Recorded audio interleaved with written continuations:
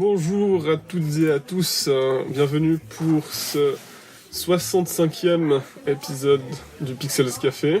À peu près tout le monde s'est fait spam quand j'ai dit ça, je sais pas pourquoi. Non, parce que d'habitude t'es beaucoup plus énergique, t'es un peu genre ouais, et puis là t'es un peu genre bonjour. Oui, mais vous voyez aujourd'hui on va Il est parler- pas stone, il est pas Non, malade, il Non, va mais bien. le sujet d'aujourd'hui est grave. L'heure est C'est ça, grave. c'est ça. Mais Bref, alors tease-nous d'abord. bienvenue pour ce 65e Pixels Café. Ici on était en compagnie de Tomario, Salut. Dr D, Hello. Dobios Salut. et Kounia. Salut. Et aujourd'hui, comme je l'ai dit, l'heure est grave, enfin le sujet est grave et sérieux. On va parler de la dystopie dans les jeux vidéo. Alors, Mais qu'est-ce que la dystopie, Hanté? merci de poser la question, Tomario. Et ben en fait, la dystopie, c'est un monde imaginaire qui peut être soit une continuation d'une autre, soit un monde créé de toutes pièces. Le principe de base, c'est dans lequel les personnes qui vivent dans cette société ne peuvent pas atteindre le bonheur. Ça, c'est le principe de base. Mais en gros, c'est vraiment ces mondes très souvent très négatifs. On peut penser à Fallout, par exemple, où c'est une société qui se crée après une explosion, une guerre nucléaire et l'annihilation quasiment totale de l'être humain. Ou des trucs dans des séries ou dans des films. Comme ça, j'ai pas d'exemple, c'est un peu con, mais c'est pas grave. Mais dans les livres, Tobias, il en a un exemple. Ouais, le maître Ouais. du haut château. voilà, Une série géniale. c'est ça. Et on peut aussi citer des livres comme c'est 1984, Fahrenheit 451, qui sont des dystopies eux aussi. Et du coup- 1984 qui a été écrit en 1948. C'est vrai. C'est le seul moyen de s'en rappeler, c'est le titre. Bref, D'accord. tu savais pas ça? Non, je Eh savais ben, pas c'est ça. très intéressant, tu vois. 1984 est une dystopie qui a été écrite en 48, justement, puis il a juste inversé les deux derniers chiffres de la date pour imaginer le futur. Sauf Ah ouais. qu'en 1984, ça se passe pas du tout comme dans son livre, évidemment. Mais le livre est très bien. Encore heureux que ça se passe pas comme dans son livre. Lisez-le, c'est de George Orwell. Exactement. Et du coup, il y a aussi juste, je vais encore préciser, un deuxième type de dystopie qui est en gros une utopie qui a une face cachée très négative. Ça arrive, c'est le ressort de pas mal justement de récits de science-fiction dans lesquels on a un monde qui semble idyllique, mais dont on se rend compte au fur et à mesure qu'il est corrompu. Et ça compte aussi comme une dystopie, ou certains disent une contre-utopie. Et du coup, voilà, ça c'est le sujet d'aujourd'hui, et je vais laisser quelqu'un prendre la parole pour un premier ou des premiers jeux. Moi, je prends volontiers la parole pour une série dont je parle assez souvent, qui n'est pas forcément, qui n'est pas forcément une série pour laquelle on s'attend à ce qui est dystopie, mais quand on la prend dans son ensemble, on voit vite vers quoi on va se diriger. C'est celle des Megaman, parce que Megaman, il y a une particularité, c'est que finalement l'action était située dans l'année 2000X, parce qu'on ne sait pas quelle est l'unité, mais c'est dans un futur proche, avec des robots qui sont devenus aptes à accomplir les tâches ménagères et des choses de ce type-là, mais qui deviennent fous et qui ils foutent le Bronx. Alors Foutre le Bronx. finalement le Dr Light envoie Megaman pour aller leur casser les dents. Je comprends pas le concept d'avoir voulu être à moitié vulgaire. Foutre, mais pas bordel par contre. C'est ça. Pardon. Merci. Ami de la vulgarité, bonsoir. Enfin, toujours est-il que c'est des épisodes d'un jeu qui sont encore complètement bon enfant. Le principe des lois d'Asimov sur les robots, il est respecté. Du coup, ces robots, ils vont pas tuer les humains ou quoi que ce soit d'autre. Mais c'est là où ça devient intéressant, c'est qu'il y a des séries parallèles à Megaman où en fait ça se passe juste dans la continuité, qui est que les robots ont évolué, ils sont encore plus puissants, puis ils ont décidé d'abord ils font sécession et du coup ils veulent bâtir leur propre nation et ils sont en mesure de tuer les humains. Donc ce qui est une utopie à la base avec les petits robots tout gentils pour aider les humains, finalement se continue dans un univers où on sait même plus trop s'il reste des humains sur les derniers épisodes de la série des Megaman X. On a la réponse dans les séries suivantes qui se passent encore des siècles après, mais typiquement c'est une dystopie qui est construite qui était peut-être même pas pensé comme ça au début, qui finit par avancer dans un univers qui est en fait bien dark si on prend le temps de s'y arrêter. Ouais, ok. Ben, enchaînons. Moi, j'ai 3 jeux dont j'aimerais parler. C'est juste. Le premier, c'est un jeu qui pourrait ne pas, on pourrait ne pas croire qu'il y a une très bonne histoire derrière, mais c'est un jeu de combat de DC qui s'appelle Injustice. Et le pitch, en fait, sans spoiler quoi que ce soit, le pitch de ce jeu, c'est que vous jouez donc les personnages de DC, donc Batman, Superman et tout ça, qui sont en fait parachutés dans un monde parallèle où Superman a pris le contrôle de la Terre, en fait. En gros, ce qui se passe, c'est que si ma mémoire est bonne, c'est le Joker qui fait en sorte que Superman tue sa fiancée qui était enceinte de leur enfant. Et du coup, Superman devient complètement fou et puis il décide de faire en sorte que la criminalité s'arrête complètement dans le monde. Et du coup, dès qu'il y a le moindre petit crime qui est fait, en gros, il donne une sentence capitale. Et en gros, c'est le pitch. Et donc, c'est cet univers parallèle où la vie, elle est incroyable parce qu'il n'y a plus de criminalité, mais où Superman est un peu considéré comme enfin, plus que d'habitude, comme un dieu et comme un dictateur surtout. Et justement, les autres personnages qui viennent de l'univers, d'un autre univers, essaient d'arrêter ça et puis d'emprisonner Superman. Évidemment, c'est Superman, donc c'est pas super facile. Donc voilà. Et non, le jeu est vraiment chouette. Et malgré le fait que c'est un jeu de combat où, a priori, on pourrait se dire il n'y a pas beaucoup d'histoire. Au final, le jeu est chaque fois entrecoupé de plein de cinématiques très agréables à regarder et très intéressantes au niveau de la dystopie, justement. Moi, je voulais parler d'un jeu qui n'est pas vraiment considéré comme dystopique, mais qui est tellement... En fait, qui part du principe de base d'une dystopie, donc qui est souvent exacerbé un aspect de notre société pour ensuite montrer quelles peuvent être ses conséquences si on est utilisé à outrance. Et c'est Watch Dogs 2. Enfin, la série des Watch Dogs en général. On pourrait pas forcément penser ça au premier abord, mais en fait, c'est très proche de notre époque. À la base, je crois que c'est Chicago et ensuite c'est à San Francisco, 2 villes aux États-Unis dans lesquelles un système informatique qui dirige à peu près tout dans la ville est instauré, où à peu près tous nos engins sont connectés, que ce soit notre frigo, notre compte en banque, notre voiture et tout ça, tout est connecté à ce même réseau, et dans lequel du coup on joue un hacker, enfin 2 hackers différents du coup, qui essaient de lutter contre ce système et idéalement de le shut down. J'ai pas le terme en français qui me venait. Ce que je trouvais assez intéressant, et notamment une chose, c'est que dans le 2, en fait, ils ont introduit un type de hack, c'est les voitures, en fait. On peut hacker les voitures à distance. Alors, on peut pas en maîtriser une à distance, ce qui est un peu dommage, mais on peut ordonner à une voiture de braquer sur le côté, de freiner, d'accélérer, ce genre de choses. Ce qui est techniquement quelque chose qu'on peut déjà faire. Ça, on l'a vu aux États-Unis avec l'ouragan dernièrement, où Tesla a, sans le faire exprès, et en pensant se donner une bonne image, ils ont, sans le vouloir, avoué qu'ils peuvent contrôler à distance, grosso modo, toute la voiture, et notamment l'utilisation de la batterie. Et du coup, ils ont débloqué la limite donnée à la batterie des Tesla pour que les gens puissent se casser de là. Bravo. Donc du coup, ça donne un côté assez effrayant de ce qui pourra arriver tout bientôt, avec tous les appareils connectés, des trucs complètement inutiles comme un... Ça existe déjà, hein, des chaussures connectées. Le frigo connecté, ça existe déjà aussi. Le frigo connecté, ça existe déjà aussi.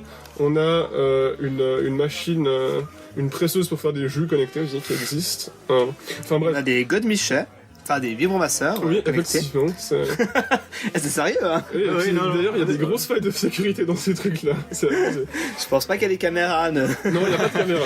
Mais on peut les hacker. Et du coup, malgré que... Oh non, la vibration n'est pas celle que je voulais. Et du coup, même si jamais c'est pas à proprement parler une dystopie, ça fonctionne assez bien pour dénoncer un peu les travers de la société actuelle à vouloir tout connecter inutilement. Voilà.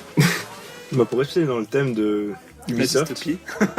Pardon. Non, quand même pas. Pour rester dans le thème d'Ubisoft, on peut pas passer sans parler des jeux d'Assassin's Creed quand même, qui sont basés autour d'une quand même d'une dystopie assez impressionnante. Bien vu. C'est un peu... Mais là, enfin, je parle bien sûr des Assassin's Creed avant Assassin's Creed 3. Donc 3 compris parce qu'après on voit plus trop ce qui se passe. Enfin dans le 4 vite fait, mais on voit plus trop ce qui se passe dans le monde moderne. Mais là-bas, on parle beaucoup de un peu cette idée de liberté et de est-ce que les gens sont réellement libres. Quand t'as une grosse corporation qui contrôle à peu près la grande majorité du monde, ben t'as Abstergo, voilà, contrôle quasiment tout. Et leur but ultime, c'est justement de faire en sorte qu'il y ait la paix dans le monde en retirant la liberté de tout le monde. Donc ils se disent, ouais, si tout le monde est contrôlé, si tout le monde fait ce qu'on veut, ben du coup il y aura plus de guerre, il y aura plus rien. Donc après ça, on voit vraiment en fait, genre ça m'a fait penser à l'idée que Ubisoft ils aiment quand même beaucoup ce thème de la dystopie en fait. Donc je suis sûr qu'on arrivera à trouver un peu un côté dystopique dans la grande majorité de leurs jeux, si on cherche vraiment. Ouais, c'est possible. Ouais, tout à fait, mais comme ça, je sais pas l'exemple qui me saute à l'esprit. Rayman, c'est pas trop dystopique. Non. T'as des gens qui ont pas de bras, quoi. C'est vrai, c'est Quelle vrai. horreur. Les lapins crétins sont-ils une dystopie? Je pense que oui, notamment quand le lapin crétin Peach se prend en selfie. Voilà. Voilà, ça c'est dit. Pitié. Est-ce que Kuniya avait un jeu à citer? Alors, en ce qui me concerne, et puis on va rester sur Ubisoft, moi j'ai pensé tout de suite à Watch Dogs en fait. À savoir que les hackers d'aujourd'hui, enfin certains assez connus, peuvent faire des choses assez incroyables, enfin incroyables pour certains et catastrophiques pour d'autres. Et du coup, si on pousse la chose beaucoup plus loin, à savoir qu'avec un simple smartphone, on peut pirater tout et n'importe quoi. Des systèmes de bancaires, autoroutiers et des voitures même.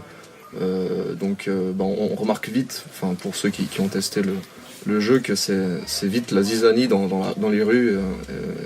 Et puis on remarque que les autorités ne peuvent strictement rien faire, car le type pratiquement du début à la fin reste sous l'anonymat et se promène et fait absolument ce qu'il veut. Du coup en fait on serait plus du tout protégé. Même avec n'importe quel antivirus, du coup ça serait beaucoup trop facile en fait pour la personne de percer à jour toutes nos données ultra secrètes. Et non, Avast va nous sauver. La base virale DPS. Moi je voulais parler d'un jeu qui n'est pas du tout un blockbuster, pas un jeu AAA, quoi que ce soit. C'est un tout petit jeu indé qui en plus a eu un succès très très très minime. Qui s'appelle Naissance, avec 2 E dont le dernier E est majuscule. C'est assez particulier. Et c'est un jeu dont il est difficile de parler vu qu'on joue une héroïne muette dans un monde vide. Et oui, il n'y a pas de narrateur ou de texte qui raconte l'histoire. Ok. C'est très particulier. Et c'est une sorte de jeu de plateforme à la première personne et de puzzle et d'exploration. Et en gros, on se retrouve dans des espèces de mondes ouverts où on voit que c'est très, très technologique, ou que en tout cas tout était très mécanisé en fait. Vraiment, on peut se balader dans des espèces de réseaux de tuyauterie dans lesquels tu as tout plein de systèmes pour envoyer des objets d'un endroit à l'autre. Lorsque tu te balades dans des espèces d'immenses rues avec des maisons gigantesques, il y a toujours genre, des mécanismes qui bougent à droite à gauche. Finalement, évidemment, on va commencer à essayer de percer un peu le secret de qui on est, etc. Et le jeu fonctionne assez bien pour poser son ambiance très glauque, finalement, d'un monde très froid dont on ne sait finalement même pas si jamais il y a quelqu'un d'autre que nous. Et du coup, celui-là parle plutôt de la dérive, en fait, au final, de vouloir essayer de trouver une énergie ultra efficace pour tout régler, parce que du coup, l'énergie qu'il trouve est finalement consciente et décide que les humains, ça lui fait un peu chier. Et que ce serait mieux de s'en débarrasser pour pouvoir, elle, profiter de sa toute-puissance. Il y a une petite vibe de Talos Principle dans ce que tu dis. Je sais pas si tu connais le jeu. C'est pas exactement la même chose, hein, pour ceux qui m'écoutent, il faut pas crier au scandale sur ce que je dis. Mais j'ai l'impression, c'est vrai, il y a un petit côté qui me fait penser à ce jeu, qui est aussi une dystopie. Moi, ça me faisait plus penser à Limbo plus qu'autre chose. Limbo, c'est...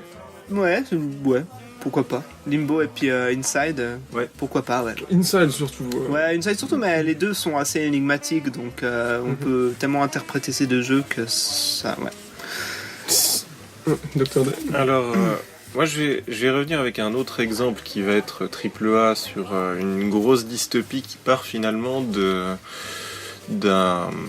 série qui est très appuyée sur l'histoire, très appuyée sur l'actualité, mais qui s'en détache en particulier pour les épisodes qui se passent après nos jours. Je veux parler de Metal Gear et en l'occurrence à une petite différence près qui est que à notre connaissance, il n'y a pas de tank bipède déjà prêt à tirer des ogives.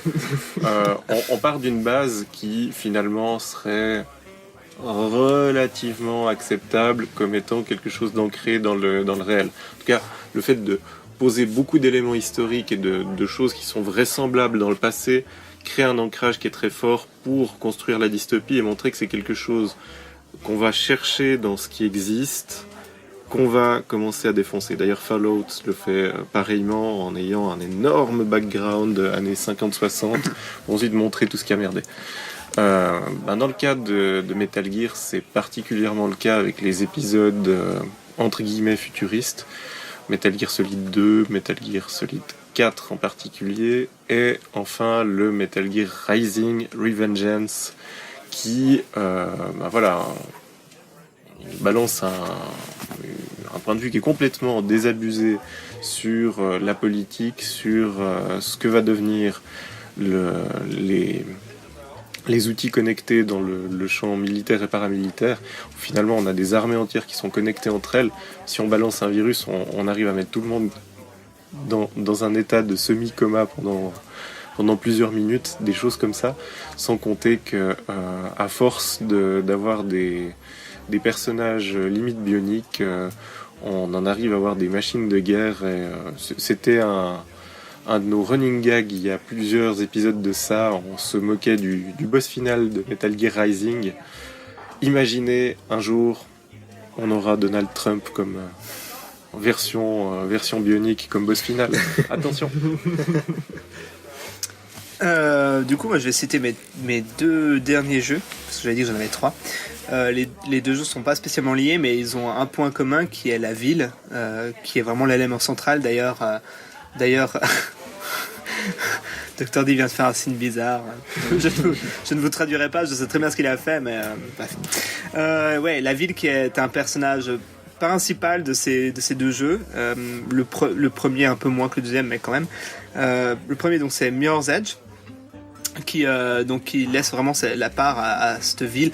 Malheureusement, dans le jeu, le scénario est pas super développé, mais on comprend qu'on est dans un monde où il y a plus de criminalité, où le moindre faux pas est sanctionné, et du coup on a un aspect visuel dans le jeu qui montre la pureté. Tout est tout blanc, aseptisé, propre, et puis en fait on joue des personnages qui eux essayent de faire passer des messages clandestins qui devraient pas justement passer à travers la poste normale, enfin à travers le courrier normal. Et c'est assez intéressant parce que justement le jeu joue beaucoup sur le côté fausse vitrine où tout est beau et tout est propre, où tout est parfait, et puis on se rend compte que c'est pas du tout le cas. Donc j'apprécie beaucoup personnellement. Et le deuxième, c'est mon coup de cœur, autant pour cet épisode de Pixel Café que pour la plupart de ma ludothèque, c'est BioShock. Autant BioShock 1, 2 que Infinite, mais là je pensais surtout parler du premier, en gros où le concept ça se passe juste après la Seconde Guerre mondiale, à peu près juste après, où un homme décide de fuir un peu la folie humaine et puis se dit qu'il veut créer une cité, donc une ville où il y aurait plus de il y aurait plus de censure, il y aurait plus personne qui serait brimé par quoi que ce soit, et donc il décide de la faire isoler du reste du monde en la créant sous l'océan en fait. Et donc il crée cette cité sous-marine qu'il appelle Rapture, et en gros il dit donc les médecins n'ont plus besoin d'éthique, les artistes n'ont plus besoin de censure, et puis d'autres choses, mais c'est principalement le côté médecine qui est mis en avant, puisque grâce à l'aspect qu'il n'y a plus d'éthique, les scientifiques et les médecins arrivent à trouver un moyen de changer le code de l'ADN en gros. Donc avec certains produits, il est possible du coup de complètement changer son physique ou bien ses aptitudes, et c'est un peu là-dessus que se base tout le jeu. Sauf que on se rend compte vite fait que changer son code génétique à outrance, ça rend un peu tout le monde un peu fou.